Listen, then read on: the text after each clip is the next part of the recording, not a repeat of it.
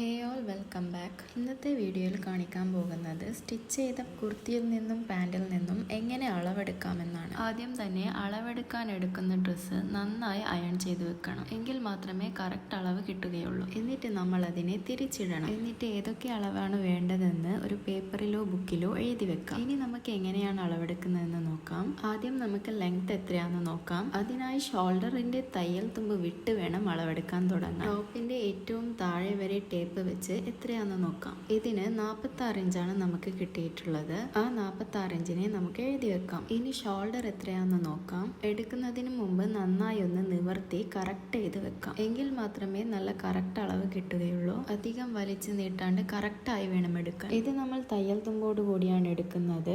ഇവിടെ നമുക്ക് 15 ഇഞ്ച് കിട്ടിയിട്ടുണ്ട്. ഇനി നമുക്ക് ചെസ്റ്റ് എത്രയാണെന്ന് നോക്കാം. ഇത് തയ്യൽ തുമ്പ് കൂടാണ്ട് വേണം അളക്കാൻ. സൈഡിലെ സ്റ്റിച്ചിൽ നിന്നും അപ്പുറത്തെ സൈഡിലെ സ്റ്റിച്ച് വരെ അളന്ന് നോക്കാം. നമുക്കിവിടെ 21 ഇഞ്ചാണ് കിട്ടുന്നത്. ഇനി അതിനെ 2 കൊണ്ട് ഗുണിച്ച് അതിൽ നിന്നും 3 മൈനസ് ചെയ്യാം.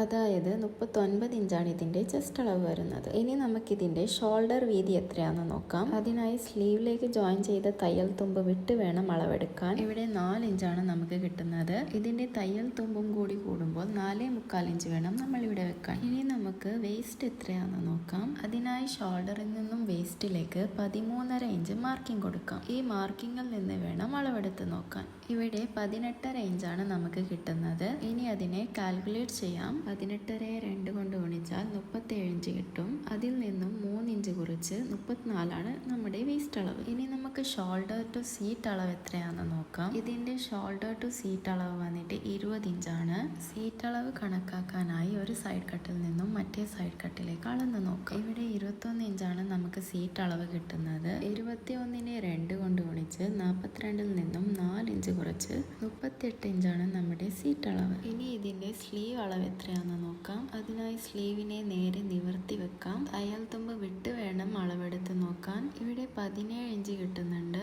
ഇനി സ്ലീവിന്റെ താഴത്തെ റൗണ്ട് എത്രയാണെന്ന് നോക്കാം. അതിനായി നേരെ നിവർത്തി വെച്ച് തയ്യൽ തുമ്പ് വിട്ട് അളന്ന് നോക്കാം. ഇവിടെ 8 ഇഞ്ചാണ് കിട്ടുന്നത്.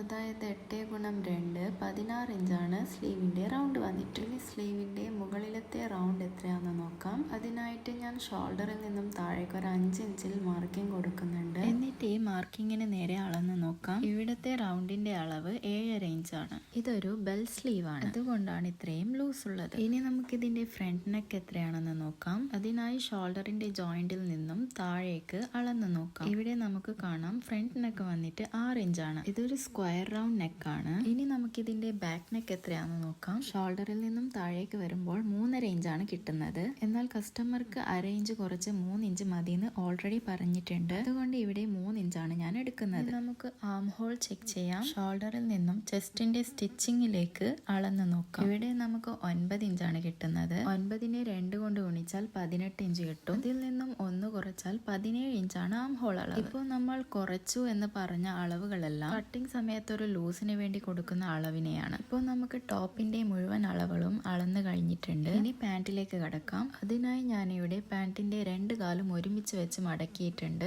ഇനി നമുക്ക് ഇതിന്റെ ലെങ്ത് നോക്കാം. പാന്റിന്റെ ഏറ്റവും മുകളിൽ നിന്നും താഴെ വരെ അളന്ന് നോക്കാം. ഇവിടെ നമുക്ക് 40 ഇഞ്ചാണ് കിട്ടുന്നത്. ഇതാണ് പാന്റിന്റെ ലെങ്ത്. ഇനി നമുക്ക് പാന്റിന്റെ ക്രോച്ച് എത്രയാണെന്ന് അളന്ന് നോക്കാം. അതിനായി പാന്റിന്റെ ഏറ്റവും മുകളിൽ നിന്നും ക്രോച്ചിന്റെ ഏറ്റവും താഴെയുള്ള ഭാഗത്തേക്ക് നേരെ വെച്ചുകൊണ്ട് അളന്ന് നോക്കാം. ഇവിടെ 16.5 ഇഞ്ചാണ് നമുക്ക് കിട്ടിയത്. ഇനി നമുക്ക് വേസ്റ്റ് എത്രയാണെന്ന് ചെക്ക് ചെയ്യാം. അതിനായി പാന്റിനെ നേരെ പിടിച്ച് ഒരു സൈഡിൽ നിന്നും മറ്റേ സൈഡിലേക്ക് കറക്റ്റായി പിടിച്ചുകൊണ്ട് അളന്ന് നോക്കാം. ഇവിടെ നമുക്ക് 12.5 ഇഞ്ചാണ് കിട്ടിയത്. ഇത് നമ്മൾ കറക്റ്റ് വെച്ചുകൊണ്ടെടുത്ത അളവാണ്. ഞാനിവിടെ വലിച്ചൊന്നും പിടിച്ചിട്ടില്ല. ഇനി ഇതിനെ കാൽക്കുലേറ്റ് ചെയ്യാം. 12.5യെ 2 കൊണ്ട് ഗുണിച്ച് അതിലേക്ക് 2 ഇഞ്ച് കൂട്ടാം. ഈ 2 ഇഞ്ച് കൂട്ടുന്നതിന്റെ കാരണം നമ്മൾ വേസ്റ്റ് അളവിനേക്കാൾ ഇലാസ്റ്റിക് 2 ഇഞ്ച് കുറച്ചാണ് എടുക്കുന്നത്. എങ്കിൽ മാത്രമേ ടൈറ്റായി നിൽക്കുകയുള്ളൂ. അതുകൊണ്ട് ഇതിന്റെ വേസ്റ്റ് അളവ് വന്നിട്ട് 27 ഇഞ്ചാണ്. ഇനി പാന്റിന്റെ റൗണ്ട് എത്രയാണെന്ന് ചെക്ക് ചെയ്യാം. ഇവിടെ നമുക്ക് 14 ഇഞ്ചാണ് കിട്ടുന്നത്. 14നെ 2 കൊണ്ട് ഗുണിച്ച് 28 ഇഞ്ചാണ് ഇതിന്റെ റൗണ്ട് വന്നത്. ഇതൊരു പലാസോ പാന്റ് ആയതിനാലാണ് ഇത്രയും ലൂസ് ഉള്ളത്. ഇവിടെ നമുക്ക് മുഴുവൻ അളവും അളന്നു കഴിഞ്ഞിട്ടുണ്ട്.